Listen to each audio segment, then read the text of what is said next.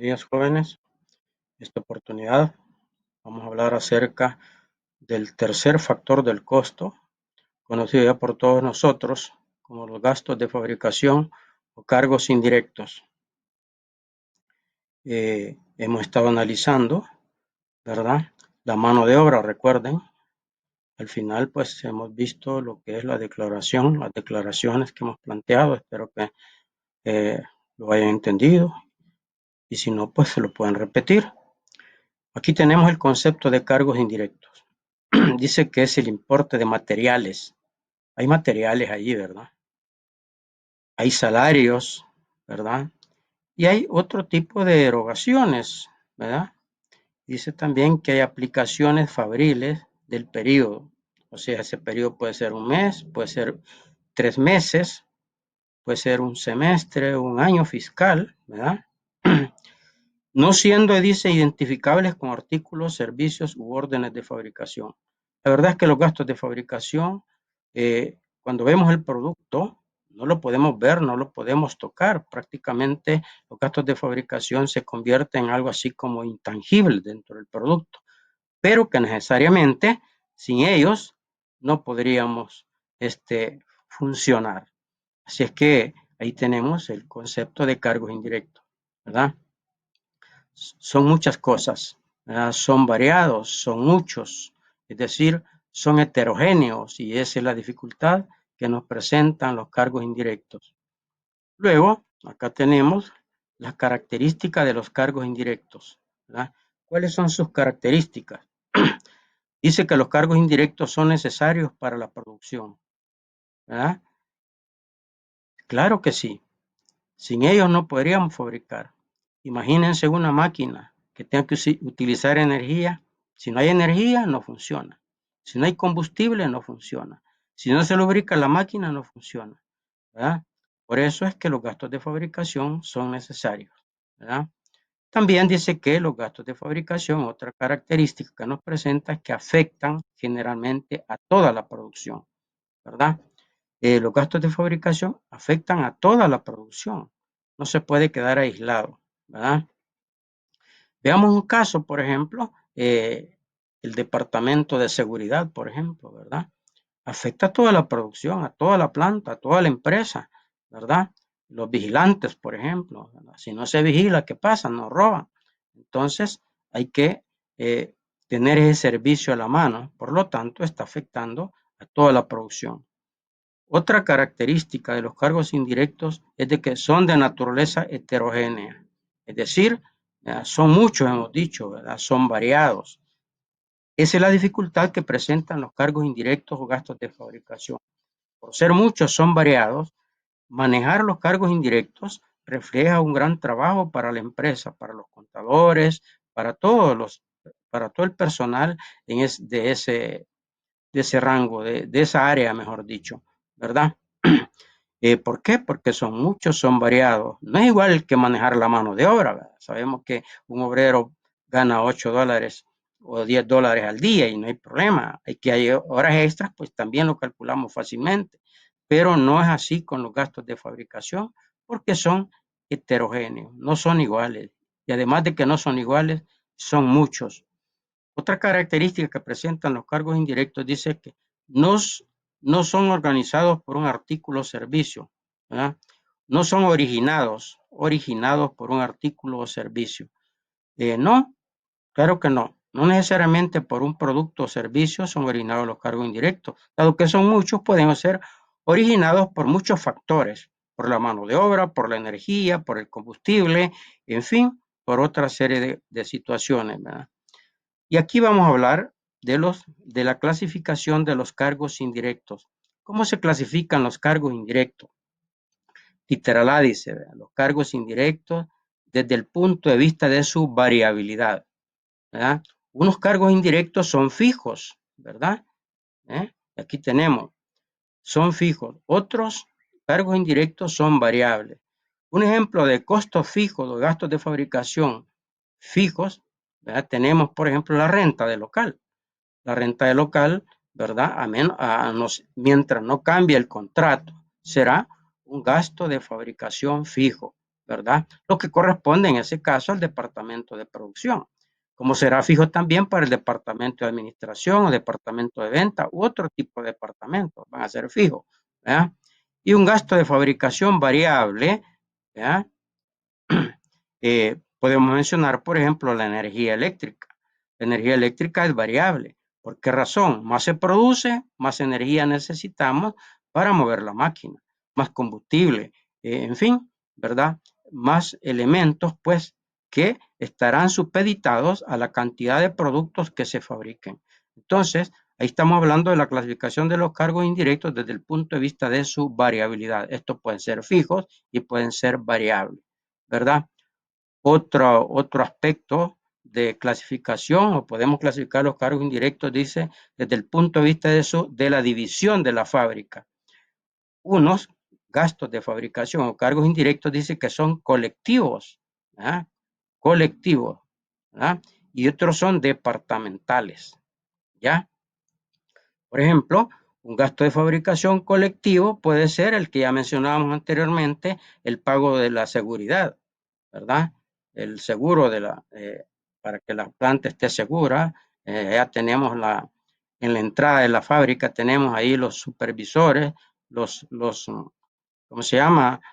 Los vigilantes, ¿verdad? Esos son eh, gastos de fabricación colectivos. ¿Por qué? Porque ellos están vigilando toda la planta, no específicamente a un departamento determinado.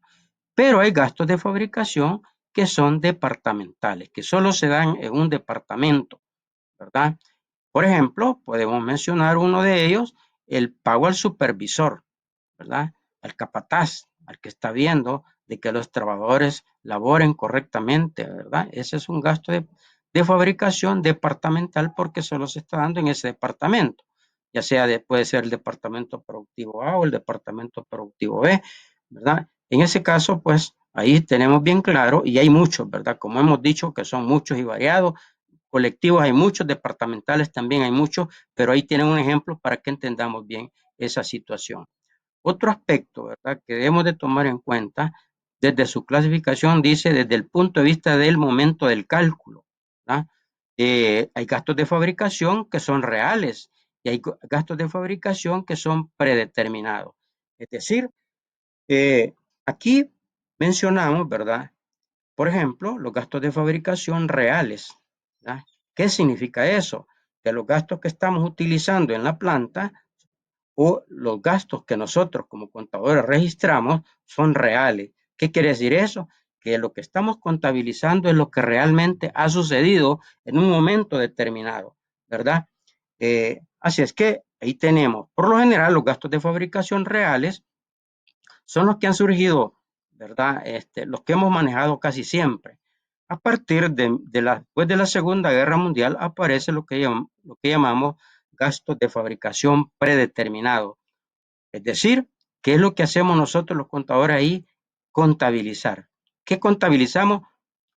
Estamos contabilizando los gastos de fabricación antes de que estos realmente se den, ¿verdad? Ahí tenemos los gastos de fabricación estimados y estándar, acuérdense, ¿verdad? Gastos de fabricación estimados y estándar. Pero lo que hemos hecho ahí es predeterminar, es decir, presupuestar de cuánto es la cantidad de gastos de fabricación que vamos a utilizar en un momento determinado. Es que ahí tenemos claro desde el punto de vista del momento del cálculo, reales y predeterminado o anticipado. Otro aspecto, ¿verdad?, a tomar en cuenta es desde el punto de vista de su contenido, ¿verdad? Aquí, desde el punto de vista de su contenido, lo que estamos haciendo es dándole el nombre específico al gasto de fabricación. ¿Contenido de qué? Contenido, en este caso, de materiales indirectos, ¿verdad? Un material indirecto, por ejemplo, podríamos mencionar la lija que utiliza un carpintero cuando está puliendo la madera. Ese es un material indirecto, ¿verdad? ¿Por qué es indirecto? Porque exactamente cuando vemos la mesa, pues no vemos el pedazo de lija, ¿verdad? Vemos su función simplemente. En ese caso, ese es un gasto de un material indirecto.